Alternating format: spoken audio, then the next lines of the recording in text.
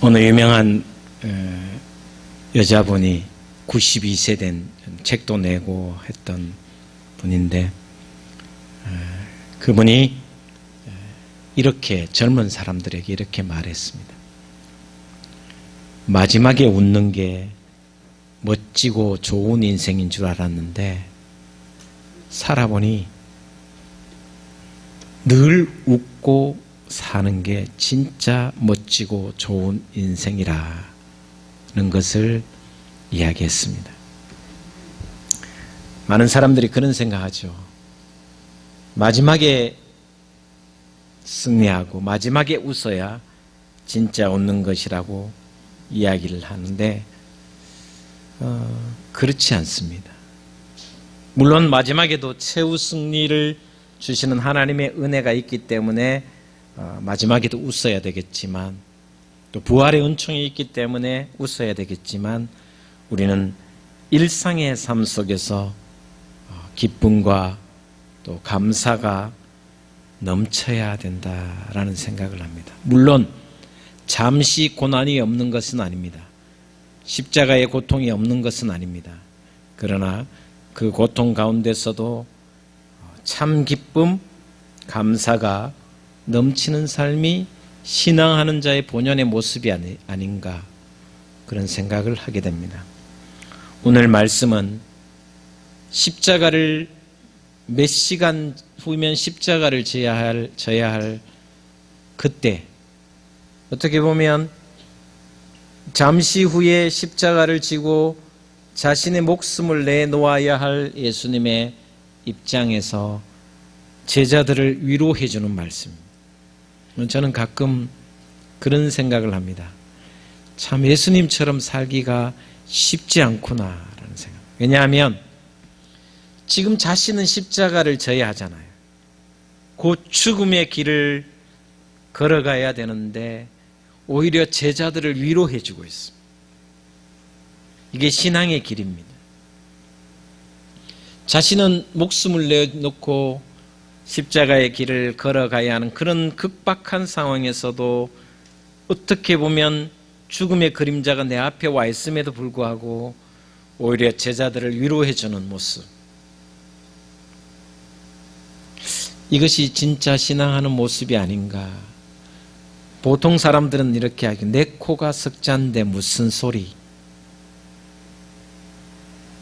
내가 고통 중에 있고 내가 아프고 내가 경제적인 어려움과 내 자식 때문에 이 고통 가운데 있는데 내가 뭘 한다는 말인가. 많은 사람들이 그렇게 생각하거든. 사람들이 내 처지를 보고 불쌍히 여길 텐데 내가 뭘 누구를 위로해주고 누구를 격려한단 말인가. 아닙니다. 예수님의 삶은 죽음을 눈앞에 두고서도 오히려 제자들을 끝까지 사랑하고 섬겼으며, 십자가가 바로 코앞에 있음에도 불구하고 오히려 제자들을 위로해주고 또 제자들을 격려하는 모습이 성경에 가르쳐주고 있습니다. 그 위로한 말씀의 주제가 뭐냐? 기쁨입니다. 기독교는 슬프고 외롭고 고통스러운 십자가의 종교일 뿐만 아니라 역설적으로 부활의 종교입니다.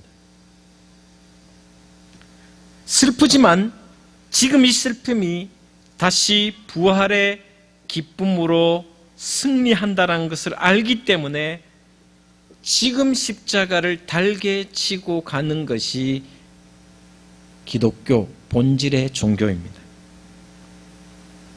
따라서 슬픔과 기쁨, 고통과 영광의 이 관계를 잘 이해하는 것이야말로 신앙의 본질, 신앙의 정수를 이해하는 데 대단히 중요한 조건이 됩니다.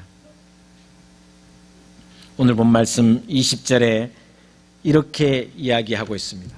본문 말씀 20절 앞에 보면 19절부터 제가 봉독하겠습니다. 예수께서 그 묻고자 함을 아시고 이르시되 내 말이 조금 있으면 나를 보지 못하겠고, 여기 조금 있으면 나를 보지 못한다라는 것은 십자가를 지기 때문에 죽는다라는 것입니다. 또 조금 있다라는 것, 조금 있으면 나를 보리라 함으로 서로 문의하느냐, 서로 의논하느냐.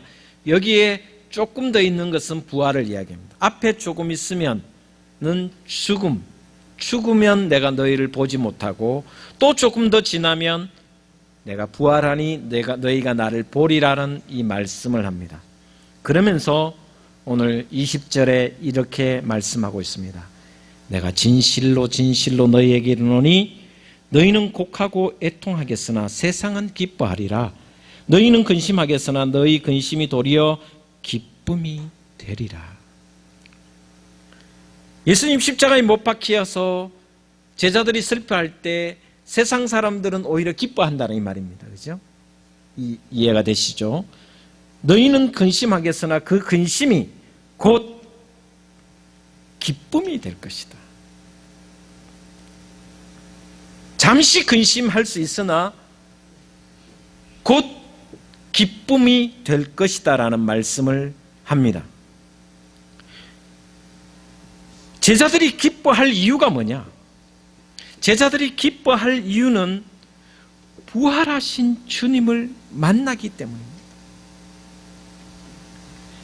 부활의 핵심은 생명입니다. 죽음에서 생명으로 다시 태어났으니, 태어난 건 아니지만 다시 회복하였으니 그 생명이 바로 기쁨이 된다라는 것을 이야기해 주고 있습니다. 세상은 우리가 슬퍼할 때 오히려 기뻐할 수 있습니다. 그러나 그리스도인이라면 참 기쁨으로 살아가야 되는데, 그 참 기쁨으로 사는 사람은 부활하신 생명이신 예수 그리스도가 내 속에 온전히 역사하고 내재해 계신다면 근심이 아니라 기쁨으로 살아야 된다라는 것을 이 말씀을 통해서 가르쳐 주고 있습니다. 이것이 오늘 주님께서 제자들에게 또 우리에게 약속하신 은혜와 축복입니다. 이것을 믿는 자가 누리는 기쁨은 이루 형용할 수 없습니다. 그것을 설명하면서 21절에 이렇게 이야기합니다. 21절 같이 한번 보겠습니다. 시작. 여자가 해산하게 되면 그때가 이르렀으므로 근심하나 아기를 낳으면 세상에 사람 난 기쁨으로 말미암아 그 고통을 다시 기억하지 아니하느니라. 아이를 임신하면 참 힘든 게 많죠. 그렇죠? 왜냐하면 입덧을 해야 되고 10달 동안 조심해야 되고, 혹이나 아이가 무슨 탈날까 봐 싶어서 노심초사하는 경우가 많죠. 자세조차도, 먹는 것조차도, 말하는 것조차도 정말 유의하고 조심해야 될 것이 바로 산모입니다. 그런데 출산날이 다가오면 두렵습니다. 근심할 수밖에 없습니다. 특히 저는 장애인과 함께하는 목회를 하면서 가장 우리 교인들이 두려워했던 것이 뭐냐 하면, 혹시나 내 자녀가 또 장애를 입을까라는 두려움과 근심과 염려가 늘 마음에 사로잡혀 있습니다. 그것은 말로 형용할 수 없는 두려움이었습니다. 나도 장애가 있는데 내 자식이 또 장애를 가진다라는 것은 두려움과 염려와 근심이 될 수밖에 없는 겁니다. 비장애인들도 그런 두려움이 항상 있는 겁니다. 혹시나 우리 아이가 태어날 때나 아니면 뱃속에 있을 때 잘못될까 염려하고 근심하는 것은 당연한 것입니다. 그런데요, 오늘 본 말씀에 이렇게 이야기합니다. 근심하나 아기를 낳으면 세상에 사람 난 기쁨으로, 사람 난다는 이 사람이라는 의미가 생명입니다. 생명이 태어난 기쁨으로 말미암아 앞에 있는 모든 고통과 근심과 염려는 동시에 사라져버린다. 그 생명의 축복은, 그 생명의 기쁨은 이루 말할 수가 없어서 다 사라진다라고 이야기를 합니다. 만약에 아이 낳을 때도 고통이잖아요. 여자의 고통 중에 해산의 고통이 가장 큰 고통입니다. 그 고통을 잊을 수 있는 것은 생명의 기쁨이라는 것입니다. 생명이 있기 때문에 기쁨이 있다라고 이야기를 합니다. 해산의 고통을 죽음에 비유할 정도로 이야기를 합니다. 그러나 죽음을 맛보면서 새로 태어난 생명이 있기 때문에 기쁨을 금할 수가 없다라는 것입니다. 지난 10개월 동안 그 기다림과 인내의 기쁨, 그 다음에 보람, 행복은 가슴속을 가득 채우는 이 형용할 수 없는 기쁨이 되는 겁니다. 저는 예수 그리스도를 믿고 우리에게 다가오는 근심과 고통도 바로 이것과 같다라는 생각을 합니다. 지금도 이런 고통과 아픔과 슬픔을 또 두려움을 겪는 사람이 있습니다. 그러나 산모가 아이가 태어나면 그 생명으로 인하여 행복과 기쁨이 가슴에 가득한 것처럼 오늘 본문 말씀처럼 본문에 나오는 것처럼 부활의 은총, 생명의 은총을 만나는 기쁨이 제자들에게 있으라고 한 것처럼 참 기쁨이 제자들에게 있으라고 하신 주님이 말씀하신 것처럼 생명이 주어지기 때문에 그 기쁨은 이루 형용할 수 없다라고 이야기하는 것처럼 저와 여러분의 신앙이 그 기쁨을, 그 생명의 기쁨을 미리 지금 당겨서 보이지 않는 그 기쁨과 생명의 기쁨이 지금 내 고통 가운데 임해서 오히려 고통 가운데 기뻐하고 즐거워하고 감사할 줄 아는 신앙의 삶을 살아가시는 그런 저와 여러분 되시기를 주의 이름으로 축복을 드립니다. 세상 사람들은 또 내 스스로는 그 고통과 두려움이 오히려 불행처럼 보입니다. 애통하는 것이 고통처럼 보입니다. 그러나 우리는 근심하지 않을 수 있는 것은 바로 참 기쁨, 참 생명, 부활하신 주님의 그 생명이 우리에게 이미 주어져 있기 때문에 기뻐할 수 있다는 것입니다. 제자들에게 이야기하는 것은 바로 이것입니다. 너희가 나의 죽음으로 인하여 근심할 것이나 그러나 시간이 곧 지나면 내가 다시 부활의 은총으로 하나님께서 나를 부활시키셔서 너희에게 다시 나타나리니 그 기쁨이 너희에게 충만하여라 라고 말씀하고 있습니다. 그 이야기를 하면서 오늘 본 말씀 22절에 이렇게 말씀하고 있습니다. 같이 한번 보겠습니다. 시작. 지금은 너희가 근심하나 내가 다시 너희를 보리니 너희 마음이 기쁠 것이요 너희 기쁨을 빼앗을 자가 없으리라. 할렐루야. 지금 근심할 수 있다.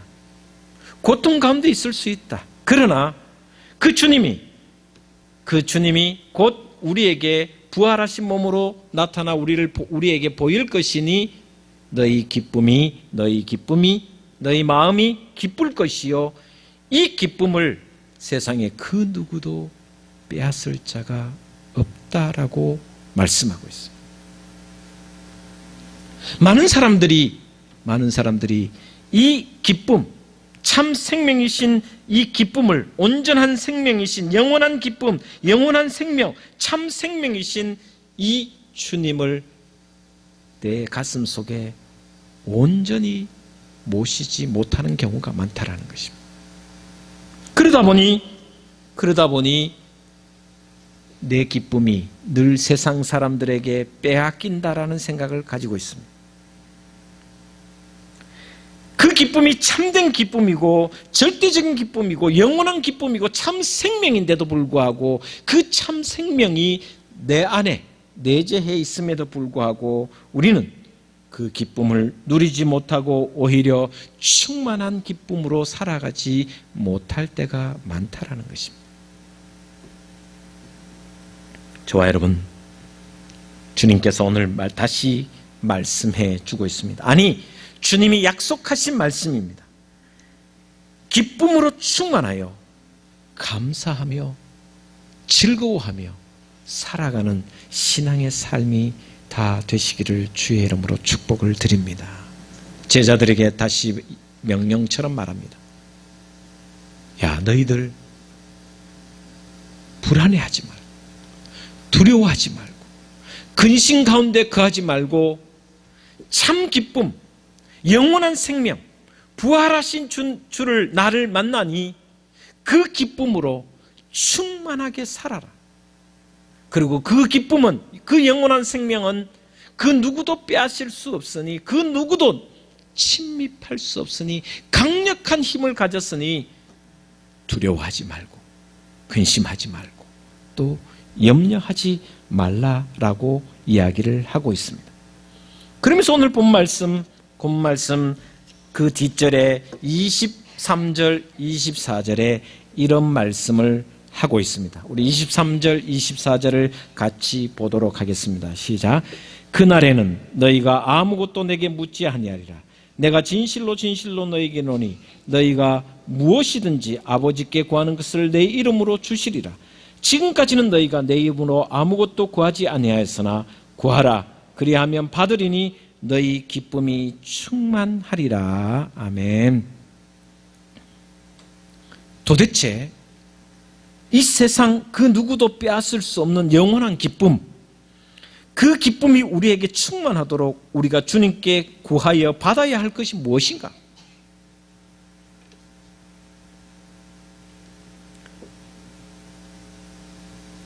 영원한 기쁨, 그 기쁨이 우리에게 충만하도록 우리가 기도하면서 받아야 할 것이 무엇인가? 그것은 바로 주님이 부활하신 주님, 영원한 생명을 허락하신 부활하신 주님을 얻는 것입니다. 아니, 영원한 생명, 부활의 생명이신 주님이 내 속에 임재하는 것입니다. 오늘 본 말씀 23절에 주님께서 제자들에게 뭐라고 이야기하냐면 너희가 아무것도 내게 묻지 아니하리라. 그리고 24절에 지금까지 너희가 내 이름으로 아무것도 구하지 아니하였다. 실제적으로 제자들이 주님의 이름으로 구하지 않은 것이 없습니다. 많이 구했습니다. 기도에 관해서 예수님께서 이야기할 때마다 제자들은 기도도 많이 했습니다. 그런데 오늘 주님께서는 뭐라고 이야기하시냐면 너희가 내 이름으로 아무것도 구하지 않았다라고 이야기합니다.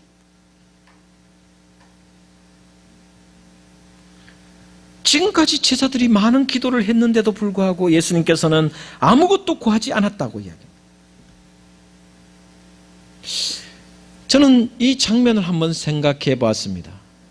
제자들이 지금 주님과 3년 동안 동행하고 주님 옆에 늘 곁에 있지만 제자들은 참 생명이 되는 기쁨을 아직 모르고 있다는 것입니다. 주님과 동행하고 있고 주님과 함께하고 있고 주님 말씀하고 계시고 주님이 늘 옆에 계심에도 불구하고 진짜 기쁨이고 영원한 생명인 그 주님에 대해서 온전하게 내 속에 충만하지 않다라는 것을 이 말씀을 통해서 가르쳐주고 있습니다. 그러니 제자들에게 주님이 너희가 기도해야 될 것은 뭐냐? 진짜 구하고 진짜 받아야 할 것이 뭐냐? 참 생명이고 영원한 생명이고 영원한 기쁨이 되시는 그 주님을 온전히 만나라는 것을 이야기하는 것입니다. 곁에 계시지만 3년 동안 동행하지만 우리도 그런 생각을 많이 합니다. 신앙생활 하면서 기도하면서 찬양하면서 말씀을 들으면서도 주님 늘 나와 함께 계시다고 믿습니다. 또 알고 있습니다. 내 곁을 떠나지 않는다고 알고 있습니다. 나와 동행하시고 나의 모든 것을 알고 계신다고 믿고 있습니다. 그럼에도 불구하고 제자들처럼 3년 동안 동행하고 동거하고 밤낮 먹고 자고 함께 했음에도 불구하고 영원한 생명이시고 영원한 기쁨이시고 참 생명이신 그 주님으로 충만하지 않았다라는 것을 이야기합니다. 그러니 주님께서 너희가 기도하라고, 내 이름으로 기도하고 구하라고. 뭘 구하라는? 참 생명이시고 영원한 기쁨 되시는 주님을 구하라는 것입니다.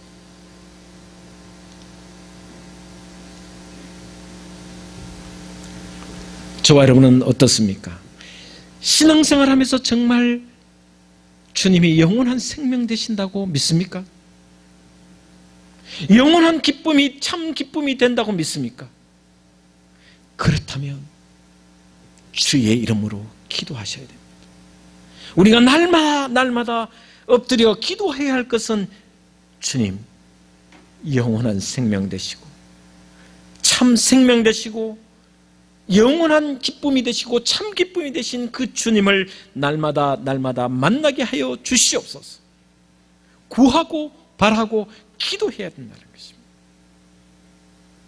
그저 주님 오늘도 동행해 주시겠지 막연한 기대하지 마시고 진정으로 기도해야 됩니다. 진정으로 간구해야 돼요. 온 마음을 다해서 구하고 바라고 기도해야 됩니다. 지금까지는 너희가 내 이름으로 아무것도 구하지 아니하였다. 진짜 구할 것이 무엇인가를 이야기하고 있습니다. 그리하면 받으리니 너희 기쁨이 충만하리라고 말씀해 주고 있습니다. 기쁨이 충만하리라. 너희가 정말 내 이름으로 구하고 바라고 바란 그 기도가 이루어진다면 부활하신 주님, 영원한 생명이시고 참 기쁨이시고 내 모든 삶의 주인 되시는 그분을 진짜 만난다면 너희 삶의 기쁨이 충만하리라고 말씀해 주고 있습니다. 그러면서 역설적으로 그 참 기쁨으로 살아가는 사람은 우리가 잘 아는 대로 누가복음 또 마가복음에 계속해서 나와주는 마가복음 8장 34절에 누구든지 나를 따라오려거든 자기를 부인하고 자기 십자가를 지고 나를 따를 것이라. 십자가를 지고 가면서도 기쁨으로 그 십자가를 지고 갈 수 있다라는 것입니다. 영원한 생명이시고 참 기쁨 되신 그 주님을 구하고 구하여 만나면 내가 십자가를 짊어지고 가면서도 참 기쁨으로 충만할 수 있다는 것입니다.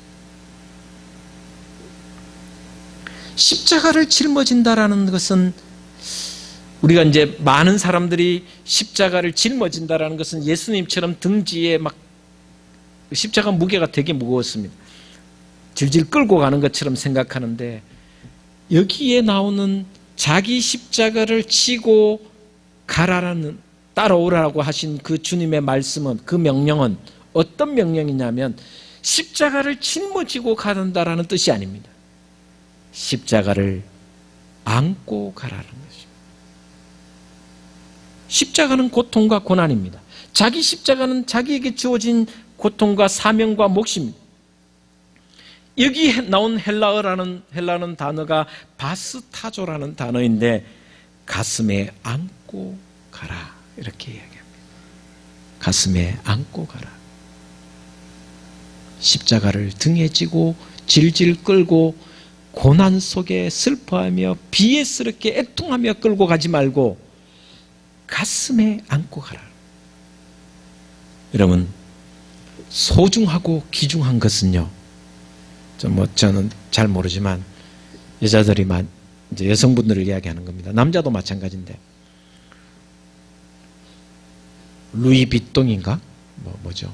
구찌, 루이비통 가방 수백만 원짜리 있잖아요. 이렇게 어깨 메고 이제 가다가 갑자기 비가 팍 쏟아져요. 그러면 헐찍한 거 들고 다닙니다. 싸구려 가방이면 어떻게 하는지 알죠? 가방 얼른 머리에 이렇게 받치고 가고 그런데요, 구찌, 루이비통 수백만 원짜리 가방은 어떻게 하는지 압니까? 가슴에 안고 비 쫄딱 맞고 달려가는 모습이. 그래서 여자들이 귀중품을 남자들도 마찬가지겠죠, 그죠? 정말 귀중한 가방이라면 그 가방 비 안 맞게 하기 위해서 가슴에 안고 가는, 소중한 거예요. 비싸고 소중하며 나에게 중요한 것입니다.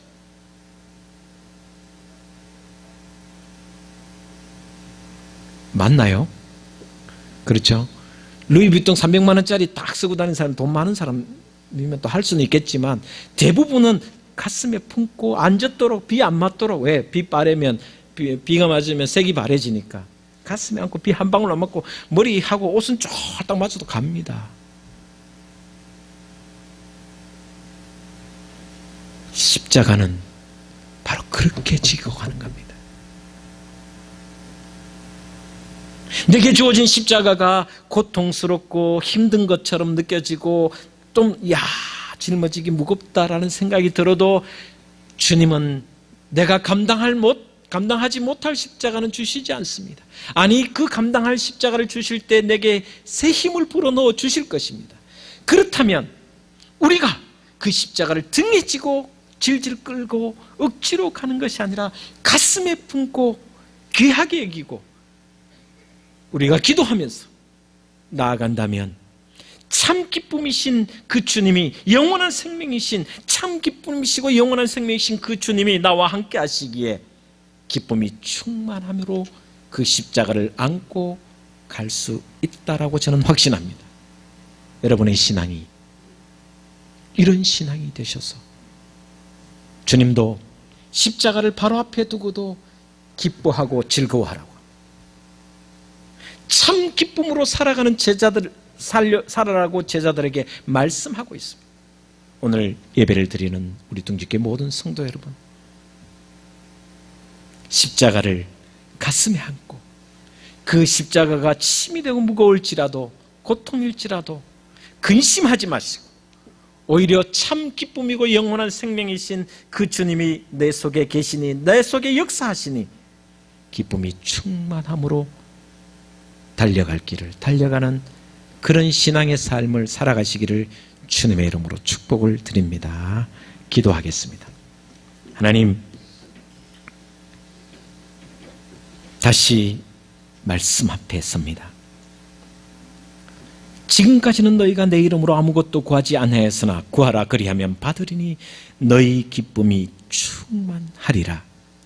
제자들에게 기쁨이 충만하게 살라고 말씀해 주셨습니다.